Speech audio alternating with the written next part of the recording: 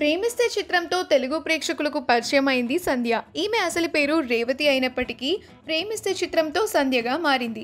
శంకర్ శిష్యుడు బాలాజీ శక్తివేల్ తెరకెక్కించిన యథార్థ ప్రేమ కథ అయిన ప్రేమిస్తే చిత్రం తమిళ్తో పాటు తెలుగులో కూడా సూపర్ హిట్ అయింది. ఈ చిత్రంలోని ఇతడే అనే పాట ఇప్పటికీ తెలుగు ప్రేక్షకులను ఆకట్టుకుంటూనే ఉంటుంది. మొదటి చిత్రంతోనే సూపర్ హిట్ని సొంతం చేసుకోవడంతో ఈమెకు తమిళ్తో పాటు కన్నడ, మలయాళం, తెలుగు భాషల్లో కూడా వరుస అవకాశాలు వచ్చాయి.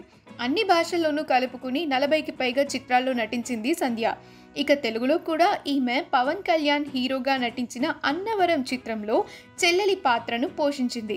ఆ చిత్రంలో వరలక్ష్మి అనే అమాయకపు పల్లెటూరి అమ్మాయి పాత్రలో చాలా సహజంగా నటించింది సంధ్య.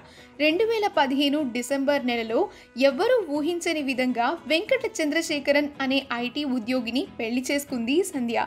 సింపుల్గా గురువాయూర్ దేవాలయంలో చాలా సింపుల్గా ఈమె వివాహం జరిగింది. ఆ టైంలో ఆమె కమిట్ అయిన ప్రాజెక్టులను కంప్లీట్ చేసుకుని సినిమాలకు పూర్తిగా గుడ్ బై చెప్పేసింది సంధ్య.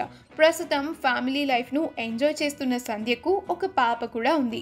ఈమె లేటెస్ట్ ఫోటోలు ప్రస్తుతం సోషల్ మీడియాలో వైరల్ అవుతున్నాయి. వాటిని మనం ఇప్పుడు ఈ వీడియోలో చూసేద్దాం. ఈ వీడియో కనుక మీకు నచ్చినట్లయితే మీ అభిప్రాయాన్ని కమెంట్స్ ద్వారా మాకు తెలియచేయండి. మా ఛానల్ని సబ్స్క్రైబ్ చేయడం మర్చిపోకండి.